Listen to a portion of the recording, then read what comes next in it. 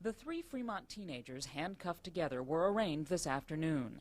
19-year-old Justin Lampe, 18-year-old Spencer Holliday, and 19-year-old Ryan Weiss are accused of spray painting hate-related graffiti at Temple Beth Torah and at Washington High School. Lampe and Weiss are Washington High School dropouts. Weiss and Holliday are on probation for burglary. They were arrested yesterday after an officer stationed at the school acted on a hunch, went to Lampe's home, and spotted the suspects in a truck. A search was conducted of the truck, and inside of the truck were found cans of spray paint and latex gloves. Hate crimes are very unusual in Fremont, a multi-ethnic community where 138 different languages are spoken. Fremont police handle about 100 calls every day. In all of last year, only 13 of those calls were for hate crimes. Tonight, Spencer Holliday's father offered a public apology. We deeply regret and want to apologize to the Fremont community, and particularly to those of the Jewish faith and those of Washington High School, for the offense and hurt caused by the graffiti and its message. Our family is also hurt and offended by this.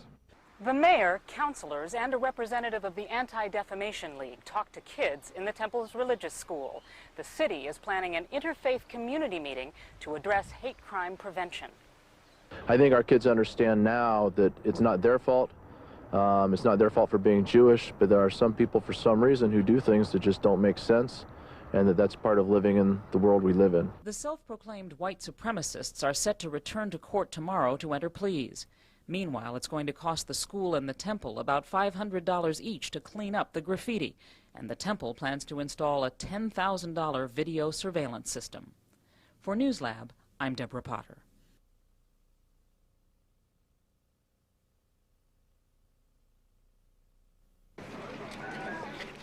Woodside High School students gathered in small groups to grieve. She was in the jazz band, the marching band, played the clarinet, touched many lives. This morning, friends listed the many endearing qualities of 17-year-old Bernadette Bunag, who was killed last night when a suspected drunk driver rammed into the SUV she was riding in with friends after a high school basketball game in Hayward. She's just one of those all-around kids that everybody wants to be her friend, and everybody loved her. Bunag was one of 9 students in a Chevy Suburban that was leaving a Woodside basketball game at Chabot College at about 9:30 last night. Police say a Ford Mustang, driven by 18-year-old Joshua Tenorio, was speeding northbound on Hesperian Boulevard at between 50 and 70 miles per hour when witnesses say it ran a red light and struck the Suburban broadside without slowing. Bunag was apparently not wearing a seatbelt and was ejected from the vehicle and killed.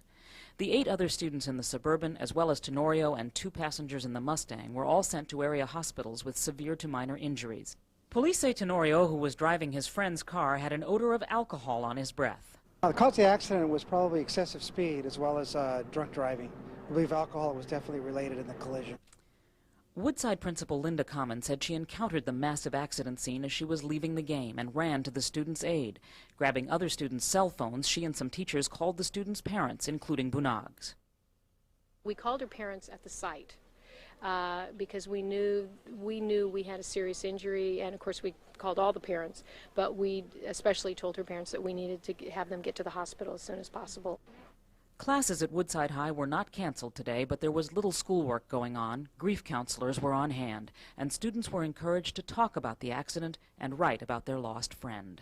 She was a very special light, a real spirit, and unforgettable.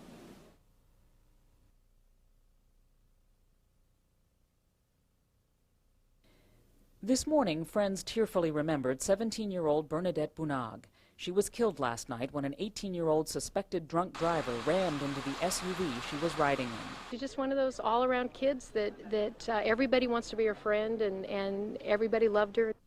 Bunag was one of 9 students in a Chevy Suburban that left a Woodside High School basketball game at Chabot College at about 9:30 last night. Police say a Ford Mustang driven by 18-year-old Joshua Tenorio was speeding 50 to 70 miles an hour on Hesperian Boulevard. Witnesses say it ran a red light and slammed into the Suburban broadside. Bunag and 6 others in the Suburban who were not wearing seatbelts were thrown from the vehicle. Bunag and 2 of her friends were pitched through the back window in the crash. Police said she died when the Ford Mustang landed on top of her. All the students and 2 passengers in the Ford were taken to area hospitals with minor to severe injuries. Police say Tenorio, who was driving his friend's car, had an odor of alcohol on his breath. They say he'd been drinking at a friend's house before the accident. According to officials, a family member had purchased the alcohol for the underage drinkers. The cause of the accident was probably excessive speed as well as drunk driving. I believe alcohol was definitely related in the collision. Grief counselors were on hand at Woodside High School today to help students deal with this tragedy that is all too common for young people. Auto crashes are the leading cause of death and injury for 15 to 20-year-olds. Now, as this community remembers Bernadette Bunag, it will also have to consider how to help its children by finding ways to keep alcohol out of their hands and by making sure they always wear seatbelts.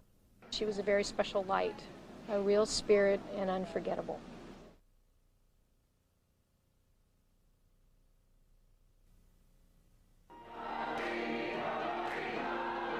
Today, a congregation in mourning is coming together to find strength in each other.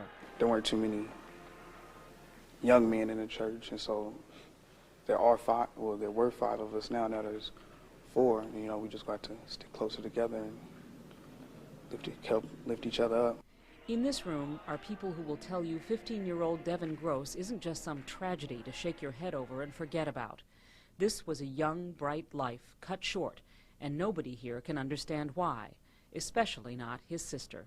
My brother never did anything to nobody, and I don't understand why nobody can say anything, like no one pretends like no one knows what happened or anything. It happened in broad daylight, and they want to be quiet and shield these people. It doesn't make any sense. It doesn't make any sense. Devon was shot to death Friday afternoon at McAllister and Buchanan in the Western Addition neighborhood of San Francisco. Police say he was with a group of people who argued with another group. One of them came back with a gun and killed Devon. Last night, the members of this church held an emotional vigil, a call for action, a cry for answers. We lost a member of this